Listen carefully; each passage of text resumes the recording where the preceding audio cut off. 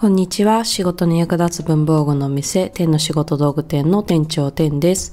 今日は私なんてとかこれくらいできて普通なんだ、本当はもっとできるはずなのにっていうそんなね考えで自分を認めてあげられないっていう辛さが和らいだ日常の行動を5つ紹介していこうと思います。最初に5つの行動をパパッと紹介してその後解説していきます。で、その前に自己肯定感の定義についてちょっとお話ししていきます。ウィキペディアによると自己肯定感っていう言葉は研究者などによって数多くの定義が提唱されてきたそうです。その中で私の認識に近いのはこちら。自己に対して肯定的で好ましく思うような態度や感情。この動画では自己肯定感を上げるイコール自分に対して肯定的で好ましく思うようになるという前提でね、お話ししていければなと思います。ただね、私はね、医者でもなければ学者でもないので、すごく主観的な動画になるので、その点だけね、ご了承ください。そしてそもそもこの行動は自己肯定感を上げようと思って取り組んだものではなくて、その行動をすることで心が満たされて自分を認めてあげられて好きになれたなっていう結果論となります。では前置きが長くなりましたが、1つ目、着替えるです。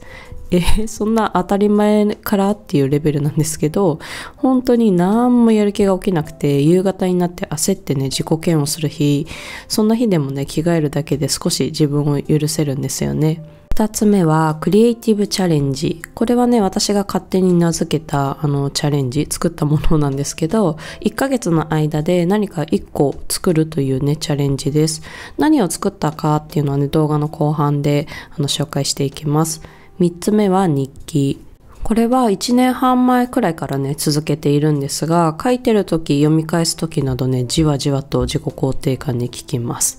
4つ目は30日チャレンジです。クリエイティブチャレンジとねちょっと似ているんですけども、こちらは習慣化したいことを毎日コツコツ頑張る系のねチャレンジです。5つ目は一つのものをしっかり使い切る、または手入れをして長く使うということです。買う時の自分との約束を守れた、信頼関係とか、いいものを使う価値のある人間なんだなと思えることがなんかね効いてる気がします。上の方はすぐできて、しかも即効性がありまして、下の方は効果が出るまで時間はかかるけど持続的に自己肯定感が上がるような底上げねされるようなイメージです。自分の状態に合わせてねぜひ試せるところから試してみてください。では一つずつ詳しく紹介していきます。では一つ目、すぐできて即効性がある着替えるという行動。日常的にね着替えてないのって思われるかなと思うんですけど、着替えてます。で、2020年からリモートワークしていて買い物に行く必要もなくて雨も降ったりしていると気がついたら着替えない日がねたまにあるようになりました。で、ちょっとそこから変な癖がついてしまって着替えないっていう選択肢がね生まれてしまったということですね。本当なんてこったという。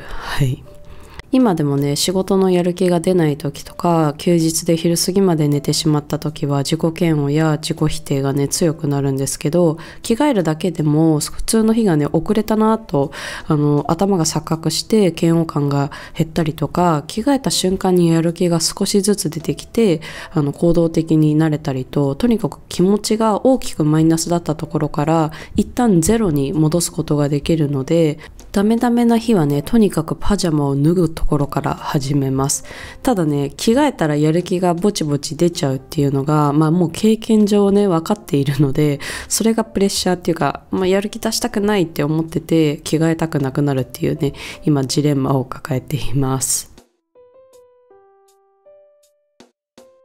2つ目はクリエイティブチャレンジです。冒頭でもねちょっと話しましたが、私の造語なのでこちらはねちゃんと詳しく説明していきます。クリエイティブチャレンジとは30日間かけて何か一つのものを作るチャレンジで、私は去年の8月からやり始めました。で、ジグソーパズルとか編みぐるみ、クリスマスツリーとアドベントカレンダーを作ってみたり、クリスマスギフトを送るとかね、自分の中でこれはクリエイティブだなっってね思うこととか、やりたいなと思うことを月初に一つ決めて1ヶ月間かけて完成させていきます。で、もともとは最近興味のあることしか情報をつかみに行かないな、その興味の幅もどんどん狭くなってるなっていう、危機感があって、そこからなんか新しいことをやった方がいいなと思って始めました。今までね、いつかやりたいなとか、ちょっと興味あるけど今じゃないなと思っていたことを、ピックアップしてね、やるようにしています。この今まで無視していた自分の声に応えてあげる。で、そこに時間を割くっていう行為が想像以上にね、心を満たしてくれて、自己肯定感を上げるのに役立ったなと思います。あとは、スマホをいじる時間がね、単純に減って、ダラダラすることが減って自己嫌悪もね、なくなったりとか、ちょっとずつ完成していく過程、完成したものを眺めているときに、自分やるやんってね、思えて、ちょっとずつ自分を認めてあげられるようになりました。着替えもね、そうなんですけど、一つ一つの行動や感じる満足感っていうのはこういうのは小さいかなと思うんですけど、それの積み重ねでね、いい感じに気持ちが前向きに変わったような気がします。ちなみに今月はお正月でジグソーパズル1000ピースをね、うっかり完成させてしまったので、追加でもう1個やることにしました。スマホホルダーがね、ボロボロになっちゃっていたので、編みぐるみの時に身につけた知識で紐を編んでいこうかなと思っています。自分で何かを作るっていうことにね、憧れがあって、いつか自分好みのものを生み出せるような技術とね、センスっていうのが身についたらいいなと思ってやっています。今回は紐は好きな色だけを集めてね、やってみました。いろいろな組み合わせを試しつつ今月中の完成を目指していこうと思います。3つ目は日記。これは書く瞬間と読み返す瞬間とダブルでね、自己肯定感を上げてくれる効率のいい方法だと思います。自己肯定感が低い状態って、どんだけ頑張っても、たまたま運が良かっただ、今だけ、他の人はもっとすごいみたいな感じで、いいことがあっても逆に不安になっちゃうっていうね、よくわかんない状態がちょこちょこ今でもね、あるんですけど、ありました。でも日記に書くとなると自分の気持ちを素直に書くことになるので、こういう結果になって嬉しかった。あの時頑張ったことが報われたのかもしれないなって、文字でね、その行動を見ると、自然とその事実だけを受け入れられるというか、なんかちょっと言語化が難しいですね。無駄にね、ごちゃごちゃうまくいった言い訳を考えずに、この幸せな出来事は自分のものなんだって受け入れられる感じがします。あとは1年半ぐらい今日記が続いていて、続いているっていう事実が自分への信頼を取り戻せた感じがします。今までね、ランニングするとか日記やログをつける、食事を規則正しくとか、いろいろ自分との約束をたくさん破ってきたので、昔から破り続けていた自分との約束のうちの一つであるこの日記っていうのを続けているっていう事実が、心にとってすごくいい状態。考説されてますが、辛い時とかめちゃめちゃ忙しい時とか全然書けない時があったりで、最大1ヶ月以上空いてしまった時もありました。1年半続いていれば、そのうちの1ヶ月くらい止まっても許せるかな、自分的には。なのでやめなくてよかったなと思っています。で、自分との約束を守って自分からの信頼を勝ち得ることで、その信頼を得た自分がよく頑張ったって思うんだったら、すんなり自分のことを受け入れられるんだなと思いました。なのでね、日記のおかげでいいループに入ることができたと思います。で、日記はね、その読み返すこともあると思うんですけど、そうすることで過去の自分の頑張りをかみしめることができて、今日すごいダメだ、自分なんてダメだったなっていう時に読むとサプリメント的な感じでね、元気が出ます。頑張っているだけじゃなくて、今日は何もできなかった。もうこんな嫌なことがあって、まだ消化できずにイライラしてるし、この先許すことはできないかもしれないみたいな、なんか恨みのね、本みたいな部分もあるんですけど、マイナス部分も自分ってそんなもんなんだなって、文字にすることでね、受け入れることができます。だからね、自分が死んだ時は確実にこれを棺に入れて一緒に燃やしてほしいし、徐々にね、もし寿命を迎えられる状況だったら3回くらいは読み返して自分の手でね、燃やすという覚悟で自分に素直に感情を書き込んでいるので、それもね、自分を見つめる点ではすごく良かったのかなと思います。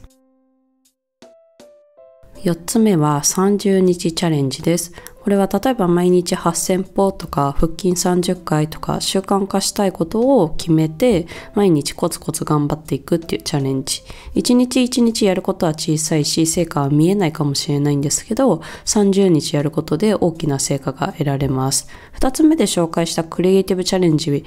毎日ちょっとずつね完成に向けて進捗を出していくっていうのでちょっと似てるんですけど、30日チャレンジは毎日繰り返す系が多くて、習慣化することで大きな変化を感じることができました。で、30日やりきった時の達成感とか、1個前で言った自分との約束を守れた感っていうのもね、もちろんあるんですけど、それよりも、腹筋30回やらないと、でももう眠いな、どうしようかなって時に、すぐ終わるからやろうと思って、自分の限界をちょこっと超えて頑張れると、自分ってこんなに頑張れるんだって知れること。そしてカレンダー見てもらったらわかるんですけど、去年は福岡、熊本、オランダとね、年に2回も引っ越しをしていて、バタついていたので、すっぽりね、これができなかった時期も3、4ヶ月あります。それでもできた月とか取り込めた月は、病むことがね、減ってニコニコと過ごせた気がします。ちなみに動画に映っているカレンダーはね、一昨年作った2024年のオリジナルカレンダーです。今年ね、まだカレンダー作っていないので、4月の新生活時期に合わせてね、作れたらなと思っています。もしね、気になる方いたら、ぜひチェックしてお待ちください。頑張って作っております。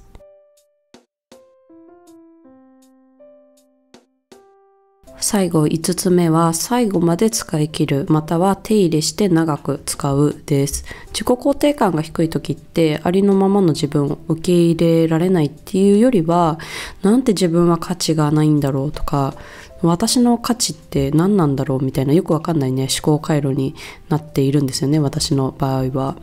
でも一つのものを使い切った時に、私ちゃんとこれ使い切れるんだ、じゃあ次は少しいいものにしてみようかなとか、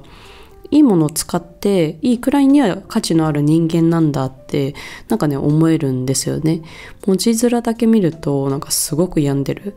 ように見えるんですけど、私は全然元気で病んでいないのでご安心ください。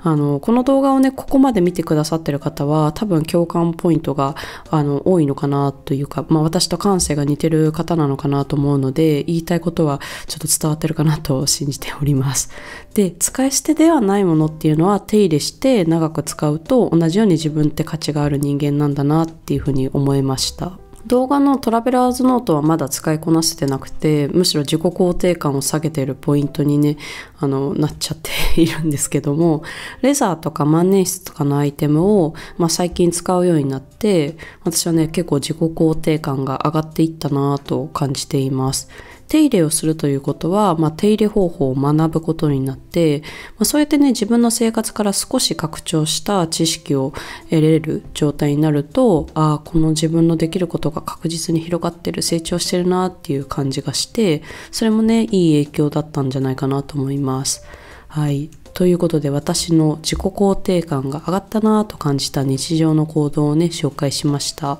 日常的に私なんてってね思わなくなるだけで、すごく生きやすいんだなって感じたので、この動画の中に何かねお役に立てるヒントとかがあったら嬉しいです。では最後までご覧いただきありがとうございます。挨拶が遅くなりましたが、明けましておめでとうございます。今年もねどうぞ天の仕事道具店をよろしくお願いいたします。またねー。